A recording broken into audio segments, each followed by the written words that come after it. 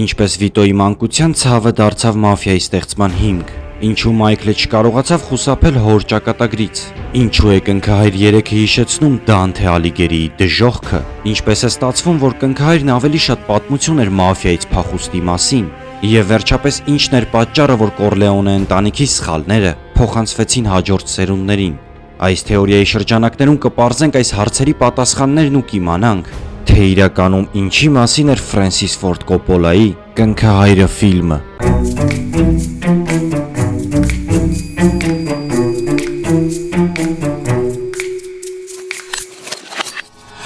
«Կնքահայրը» ոչ թե պարզապես մաֆիայի մասին պատմող պատմություն էր, այլ կինոյի պատմության գլուխգործոցներից մեկը։ Կոպոլան փոխեց գեղարվեստական ֆիլմերի լեզուն,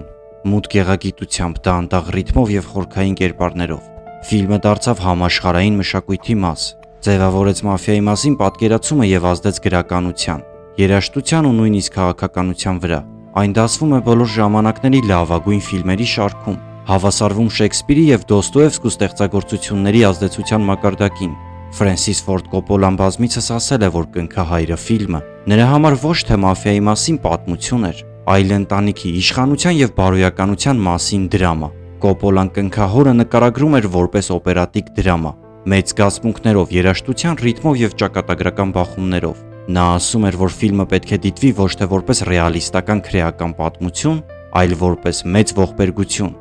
Իսկապես, այս պատմության սկզբում, ընթացքում եւ ավարտին հեռուստադիտողին ու ֆիլմի կերպարներին մշտապես հետապնդում է ողբերգությունը։ Եվ այդ զուգահեռ օպերայի եւ ֆիլմի միջև մենք տեսնում ենք հենց «Կնքահայրը» երեքում, երբ Մայքլի տղան, ով օպերային երգիչ էր, մասնակցում է մի իտալական բեմադրության, որտեղ ներկայացվում է սիցիլիացիների ապրելակերպը։ Տեսնելով այդ ներկայացման հերոսին, որին Մայքլի տղան էր մարմնավորում, մենք այդ կերպարին ասոցացնում ենք երիտասարդ Մայքլի հետ, ապա տեսնում արդեն փոխված իրականություն, որտեղ Դոնի որդին ապագա ժառանգը դուրս է եկել սիստեմից, սակայն ոչ ամբողջովին։ Նա էլ իր հերթին դրստվերում է մնացել կերտելով իր հոր կամ պապի, այսինքն նախնիների կյանքի պատմությունն արդեն բեմում։ Ապա այդ իրավիճակին հաջորդում է Մերիի մահն ու մենք արդեն իրականության մեջ տեսնում ենք ներկայացման ձևով բեմադրված սպանությունը։ Մերիի մահանալու հատվածը կամ Մայքլի տառապանքի պահը կարծես լինի բեմադրված օպերայի հատված,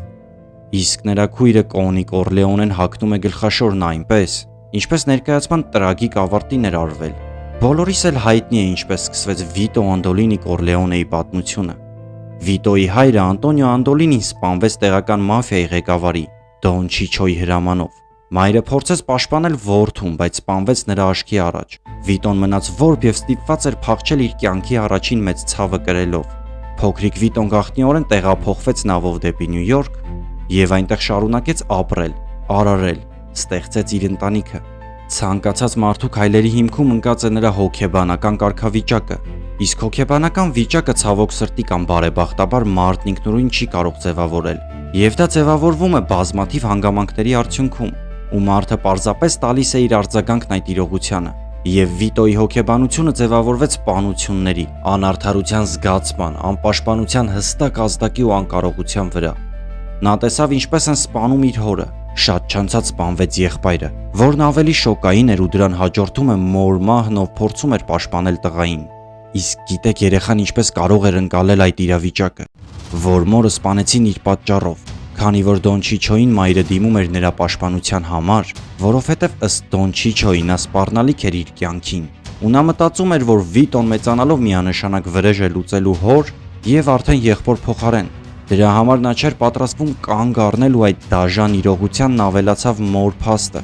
Սա երեխայի հոգեբանության մեջ կարող է ձևավորել ես եմ մեղավոր ընկալումը։ Այդպիսի տրավման կարող է առաջացնել խորքային վախեր, անվստահություն եւ մշտական զգուշություն։ Մարդը սկսում է աշխարհն ընկալել որպես վտանգավոր վայր, եւ դրանցից մեկն ակնհայտ երևում է մեր հերոսի մոտ, այն որ նա ձգտում էր կառուցել ընտանիքի եւ համայնքի պաշտպանություն, եւ դա կոչում մաֆիա եւ դա համարում իր մեծ եւ հզոր ընտանիքը, որը զինված էր ամեն առումներով, թե ֆինանսապես եւ թե ռազմապես։ Սա դառնում է նրա հոգեբանական շարժիչ ուժը, Նյու Յորքում ապահովել այն, ինչ ինքն արդեն Սիցիլիայում կորցրել էր։ Մյուսի իշխանության որոնումն էր։ Տրավմայի հետևանքով մարդը կարող է հասնել այն համոզման, որ միայն ուժն ու վերահսկողությունը կարող են ապահովել գոյատևումը։ Սա բերում է իշխանության ձգտման, երբեմն դաժանության։ Իսկ ինչ էր ասում Մայքլ Կորլեոնեն հարսանիքի արարողության ժամանակ Քեյին, երբ պատմում է Ջոնի Ֆոնտանի պատմությունը, նա ասում է. «Սա իմ ընտանիքն է Քեյ, բայց ես չեմ»։ Лука Браззи держал пистолет у его виска, и отец предложил выбор. Либо на контракте мозги, либо подпись. Это моя семья, Кей. Это не я.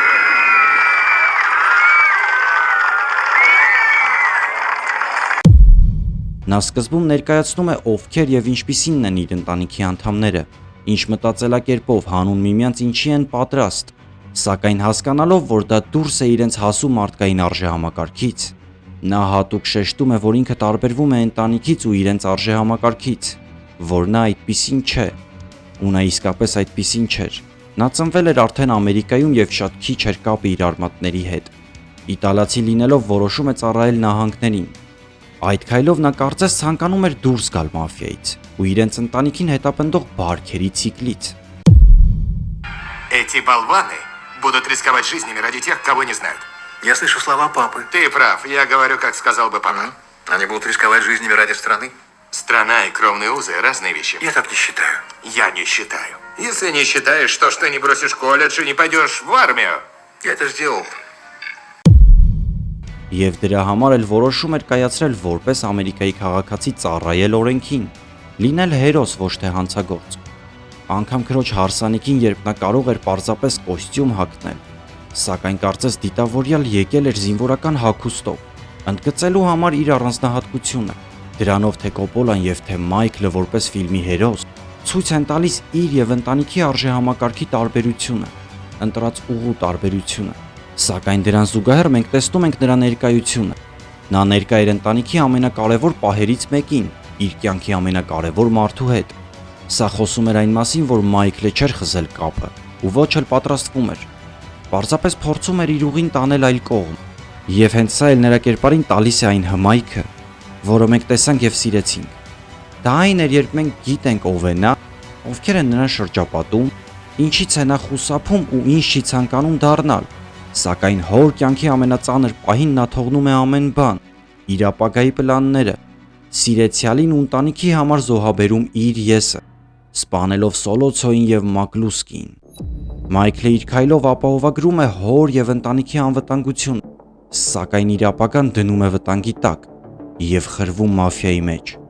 Այդ դեպքը Մայքլ Կորլեոնեի ճակատագրական շրջադարձն էր, եւ ցավոք սրտի դա նրա իրական ընտրությունն էր։ Նա որ ասում էր այդպիսին չէ, ինչպիսին իր ընտանիքն է, հակառակն է ցույց տալիս ճգնաժամային իրավիճակում ու դառնում այն, ինչից փախչում էր ամբողջ կյանք։ Տրավման լինում է ժառանգական ու սա այդ դեպքն էր։ Վիտոյի մանկության կորուստները, հոր, եղբոր, մոր սպանությունը ձևավորեցին նրա մտածողությունն այսպես. աշխարհը դաժան է եւ միայն ուժն է ապահովում պաշտպանություն։ Այս համոզմունքը փոխանցվեց ընտանիքին, ձևավորվեց պաշտպանության փիլիսոփայություն։ Ընտանիքը միշտ առաջին տեղում է, իսկ դրա համար կարելի է զոհաբերել ամեն ինչ։ Սա դարձավ սերնդային արժեք։ Արդյունքում հանուն ընտանիքի բարօրության զոհաբերվեց անգամ Մայքլի եսը։ Տրավման գործում է ինչպես անտեսանելի ժառանգություն։ Այն փոխանցվում է ոչ թե գեներով, այլ պատմություններով, պարտքի զգացումով, ընտանիքի ներսում ձևավորված արժեքներով։ Եվ այս մասին խոսել է ֆիլմի ամենակարևոր մարդը՝ Կոպոլան։ Նա ասել է, որ կնքահայրն իրականում պատմում է, թե ինչպես են սերունդները կրում նախորդների սխալները եւ հատուցում նրանց պարտքերը։ Եվ որքան էլ ասածս կզարմացնի շատերին, բայց այն պատմություն չէր մաֆիայի մասին։ Այն ավելի շատ դրանից փախուստի անհնարինության մասին էր։ Օրինակ, ի տարբերություն Սպիով դեմքը ֆիլմի, որտեղ կրկին փայլուն դերակատարում է ունենում Ալ Պաչինոն, այդտեղ պատմությունը հստակ ցույց է տալիս, թե ինչպես է աղքատ մի երիտասարդ սկսում զրոյից ստեղծել մաֆիա, ինչպես է մտնում այդ կյանքի մեջ, ինչպես զարգանում ու հասնում բարձրունքի։ Սակայն կնքահոր պարագայում պատկերն այլ էր։ Մենք անընդհատ տեսնում ենք մաֆիան լքելու անհաջող փորձեր։ Նույն Վիտոն իր հայրական տունը լքել ու գաղթել էր նահանգներ մաֆիայից փախչելու արդյունքում։ Ֆիլմի սկզբում Մայքլն է խոսում մաֆիայից դուրս գալու եւ հեռու մնալու փորձի մասին։ Երբ ասում է սա իմ ընտանիքն է Քեյ, բայց ես չեմ։ Это моя семья, Кей. Это не я. Այդ արտահայտությունը նրա փորձն էր սահման գծելու իր եւ ընտանիքի միջև։ Ցավոք սրտի ֆիլմի ընթացքում մենք տեսնում ենք, թե ինչպես է այդ սահմանը փլուզվում։ Մայքլը ամբողջովին հեռանում է նահանգներից, հեռանում ամերիկյան սիստեմից, ամերիկյան սիրեցյալից եւ մեկնում իր արմատների մոտ, իր հայրական երկիր Սիցիլիա։ Եվ ավելի է մոտենում իր արմատներին ու որոշում ամուսնանալ իր հայրենակցուհու հետ։ Ապոլոնիայի հետ ամուսնությունը կարծես Մայքլի փորձն էր նրա անմեղության միջոցով մոռանալ իր հանցանքն ու սփոփել հոգին։ Սակայն նրա մեքենայի պայթյունը եւ կնոջ մահը կրկին նրան տանում են նահանգներ։ Ու ֆիլմի ավարտին մեզ ցույց են տալիս բաժանումը նախկին Մայքլի ու արդեն որպես Դոնի ճանապարհն ընտրածի, երբ նա ստում է Քեյին ու հրաժարվում իր հանցանքից։ Հերթական անգամ ժխտում է իր հանցանքները։ Քեյն ուրախանում է հույսով, որ դեռ չի կորցրել նախկին արժեքները կրող Մայքլին, ում սիրահարվել էր ու ցանկանում է նշել ամուսնու անմեղության փաստը։ Սակայն դրան հաջորդում է այն տեսարանը, որտեղ նա տեսնում է ինչպես են համբուրում Մայքլ Կորլեոնեի ձեռքը որպես Դոնի, ու հենց այդ պահին փակում դուռը նրա ու Մայքլի միջև, որն էլ խորհրդանշում է այն պատը, որ առաջացել ու լինելու է իրենց մեջ, քանի որ նա արդեն լիովին խաղի մեջ է։ Երրորդ ֆիլմում Մայքլը կրկին փորձում է դուրս գալ մաֆիայից։ Այս անգամ փորձում է օրինականացնել բիզնեսը, սակայն այդ կյանքը ճահճի պես քաշում է նրան։ Եվ այստեղ այս մասում մենք տեսնում ենք, որ բացի արտաքին թշնամիներից, նրա մեղքերն են հետապնդում իրեն։ Եվ հենց երրորդ ֆիլմում է, որ մենք տեսնում ենք մի սյուժե, որտեղ Վատիկանն ու Մայքլը ցանկանում են գործարքի գնալ իրար հետ։ Սյուժեն լիովին կառուցված է հոգևոր ենթատեքստի վրա։ Մենք տեսնում ենք ինչպես է Մայքլը տանջվում իր ընտրած ուղու հետևանքներից։ Տեսնում ենք ինչպես է նա ապաշխարում։ Я предал жену. Продолжай, сын мой.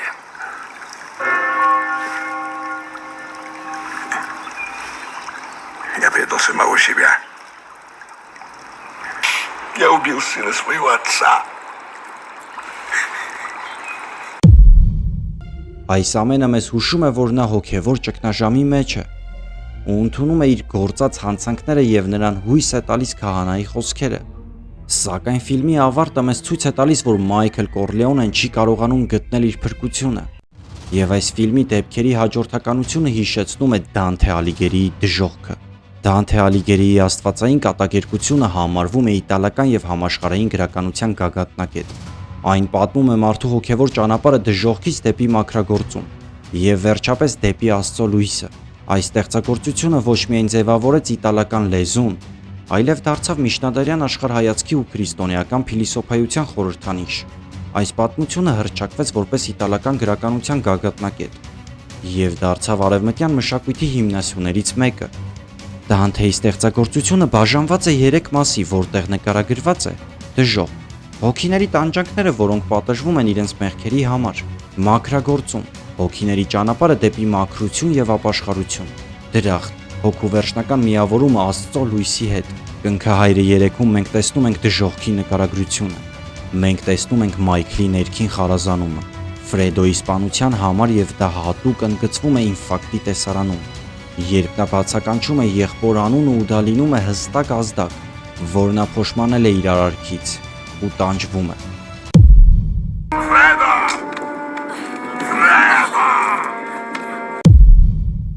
Սա Դանթեի դժոխքի առաջին շրջանների նման է։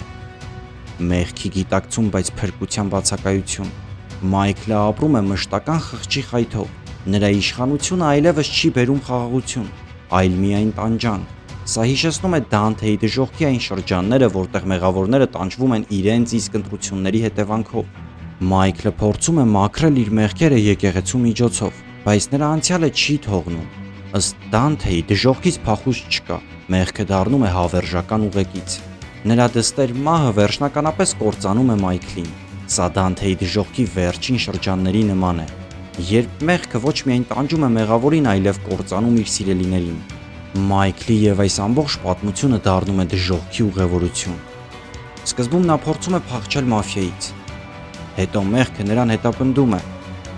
Վերջում նա մնում է մենակ կորցնելով ամեն ինչ ու մահանում ունայնության մեջ, առանց ժառանգի։ Սա Դանթեի դժոխքի ամենածանր կետն է։ Կոպոլան այս ֆիլմով ցույց է տալիս, որ մարդը չի կարող փախչել իր մեղքերից։ Դրանք վերածվում են ներքին դժոխքի, որտեղ ամեն քայլը հիշեցնում է անցյալի սխալները, ու միայն մաքրագործության եւ Աստծո կամոք դա կարող է հաղթահարվել։ ինչպես Դանթեի պատմվածքում է լինում։ Ցավոք այն չի լինում մեր հերոսի պարագայում ու ստացվում է այնպես, որ ֆիլմի սկզբում մենք տեսնում ենք մի երիտասարդ տղայի, ով այլ կյանք էր ցանկանում իր համար, սակայն ընտանիքի հանդեպ ունեցած պարտքի զգացումը նրան տանում է այլ ուղղությամբ, որից փախչել նոր-օրի անհնար է դառնում։ Ստացվում է, որ Մայքլ Կորլեոնեն ընտանիքի անվտանգությունն ապահովելու համար սկզբում զոհաբերեց իր եսը, ապա խրվելով մեղավոր կյանքի մեջ ու դառնալով Դոն, ինքն իր ձեռքով վերացրեց իր ընտանիքի անդամին ու իր քայլերի արդյունքում զրկվեց ամենասիրելիից, մահանալով ունայնության մեջ։ Ահա թե իրականում ինչի մասին էր Կոպոլայի կնքահայրը։ Վիտոն մտնելով մաֆիայի մեջ վրեժխնդիր եղավ Դոն Չիչոից, օգտագործեց իր հզորությունը հենց դրա համար։ Մայքլը, որ եղել էր պատերազմի մասնակից ու հերոս էր, այդ հերոսական ոգին օգտագործեց հոր եւ ընտանիքի պաշտպանության համար, սակայն նրանց կրկնվող ճակատագրի տարբերությունն այս էր. երբ Սոնին սպանում են, Վիտոն գնում է մոր ճանապարհով ընտանիքն ապահովագրելու համար, այրունահեղությունից խուսափելու համար հրաժարվում է հաշվեհարդարից ու հաշտվում թշնամիների հետ, ներում նրանց։ Իսկ Մայքլը որքան էլ ներել էր Ֆրեդոյի դավաճանությունը, միևնույն է չի կարողանում չսպանել։ Նա լիովին դառնում է բիզնեսի համար գործող եւ հեռանում մարդկային տվյալներից ու գործում իր ամենամեծ մեղքը։ Այս ֆիլմով Կոպոլան Մայքլի կերպարով ցույց է տալիս մաֆիայի Դոնի հավաքական կերպար, նրա քայլերի արարքների հետևանքները ու այդ կերպարին հերոսից սարքում հանցագործի, անմեղից մեղավորի, տանում դեպի դժոխք, որտեղից փրկություն չկա, ու ի տարբերություն Վիտոյի, ով մահանում է Մայքլի տղայի հետ խաղալիս, այսինքն ապագա ժառանգի ներկայությամբ, Մայքլը մահանում է ունայնության, միայնության մեջ, ժառանգին կորցրած։ Կոպոլան կարծես իր մեսիջը հղում էր այսպես. կարծես նա ցանկանում էր Մայքլի կերպարով ցույց տալ վերջին մարդուն, ով անցնում է այդ մաֆիայի ճանապարհով։ Նա ցանկանում էր Մայքլ Կորլեոնեով ավարտել այդ տրավմայի ցիկլը, կոտրել այդ բարքերի ու մեղքերի կրկնվող անիվը։ Եվ կարծում եմ հենց դա է պատճառը, որ ֆիլմի վերջում մեզ ցույց չեն տալիս, թե ինչպես է իր ճանապարհը շարունակում Վինսենտ Մանչինին։ Մենք տեսնում ենք ինչպես է Մայքլը նշանակում իրեն որպես ժառանգորդ, սակայն ֆիլմը ցույց չի տալիս, որ պատմությունը շարունակվում է ու Մայքլի մահով այդ ամենն ավարտվում է։ Եվ այդ ամենի փիլիսոփայությունը կարծես խոսի մի բանի մասին, որ Կոպոլան ցանկանում էր Մայքլի մահով ավարտել նմանատիպ պատմությունների շարունակությունը։ Իսկ հիմա պետք է խնդրեմ, որ լայքեք ու տարածեք տեսանյութը։ Եկեք հասնենք 1000 հետևորդի։ Դա շատ կարևոր է ալիքի զարգացման համար։ Անպայման գրեք ձեր կարծիքը մեր թեորիայի վերաբերյալ։